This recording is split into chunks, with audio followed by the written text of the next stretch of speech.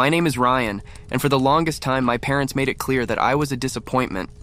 They wanted me to follow in their footsteps, to fit into the perfect little box they had planned for me. But I was never enough. No matter what, I did. It wasn't what they wanted. When I turned 18, I finally had enough and left. I thought I was leaving them behind for good, but sometimes the past has a way of catching up with you. Growing up, my parents had this way of making me feel like a burden. They were strict, controlling, and emotionally unavailable.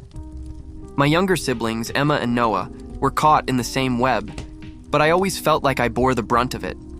My parents had a habit of pitting us against each other. They would praise Emma for her compliance, saying, "Why can't you be more like your sister?" Even as Emma admitted to me later that their expectations crushed her spirit. Noah, being the youngest, was often dismissed.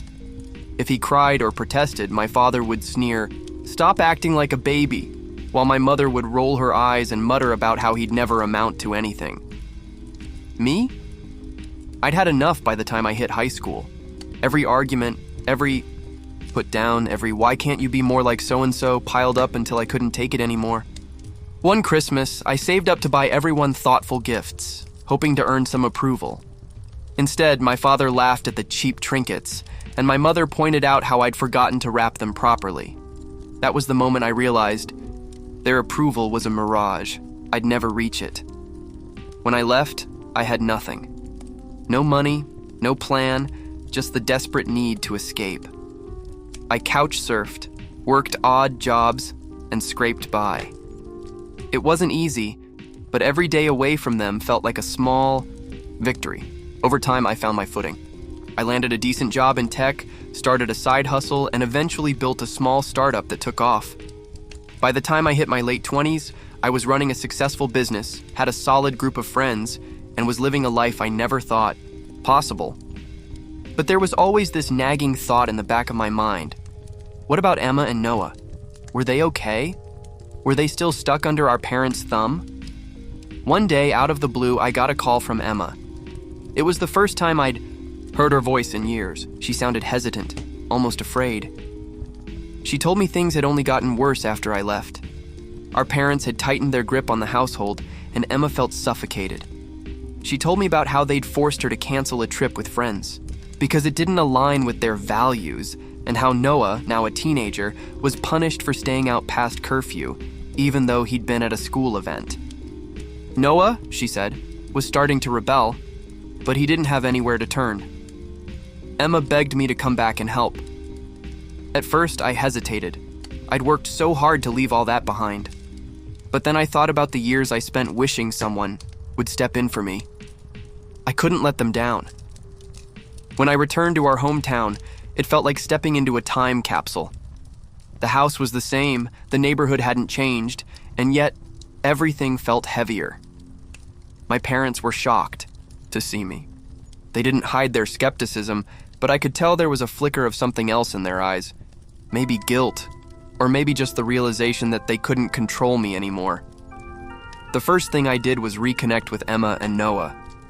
Emma was working a dead-end job she hated, too afraid to try anything else because of our parents' constant criticism. She'd told me about how my mother would belittle her every time she tried to voice her dreams. Interior design? That's not a real career, my mother would scoff.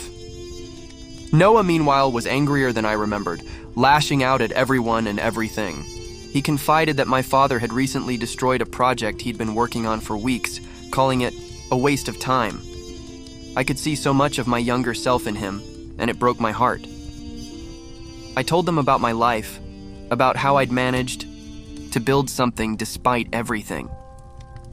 "You don't have to stay here," I told them. "There's a way out."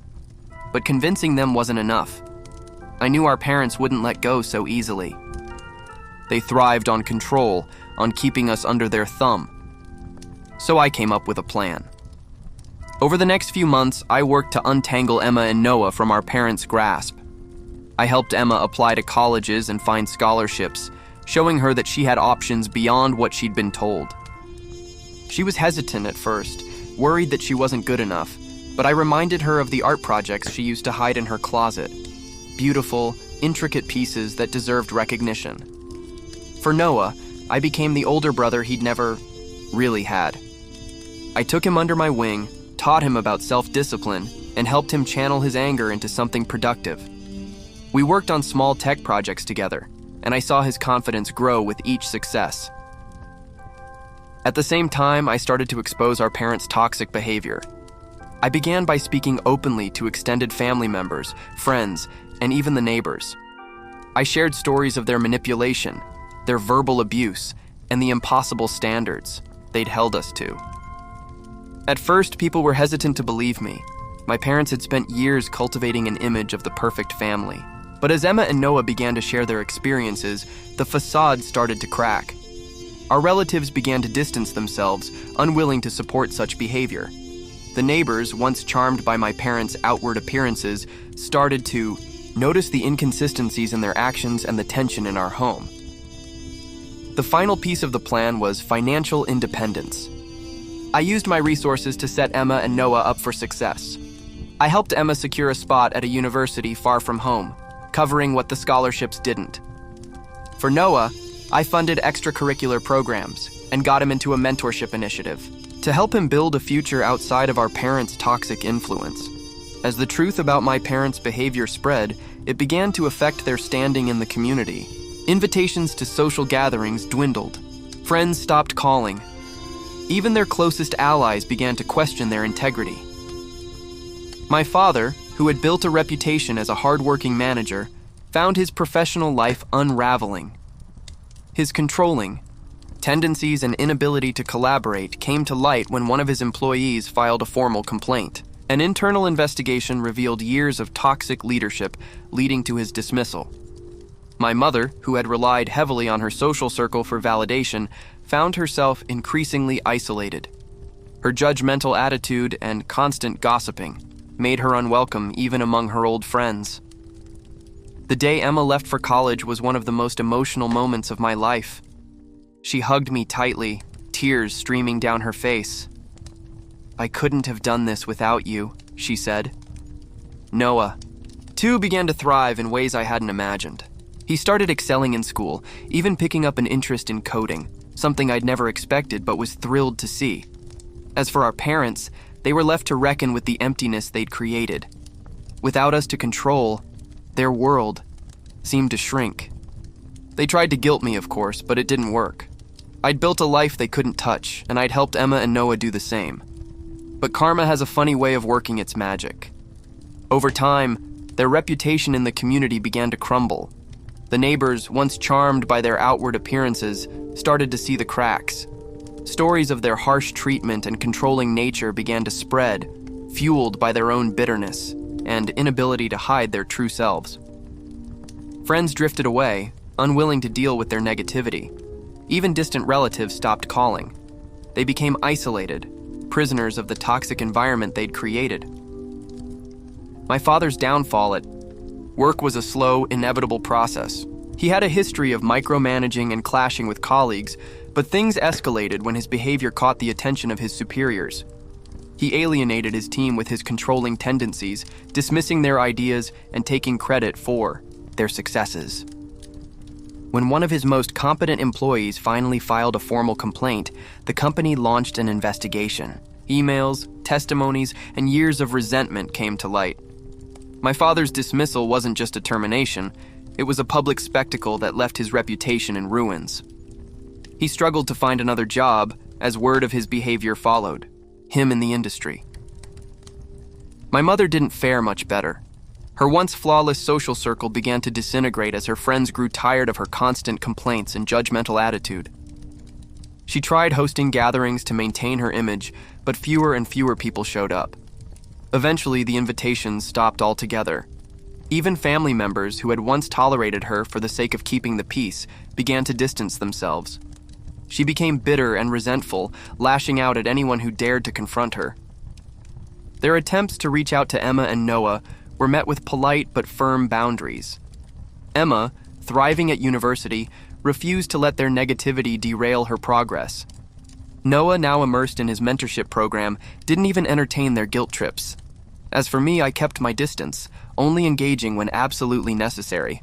They were reaping what they had sown, and there was little I could do to change that. One day, my mother called me in tears.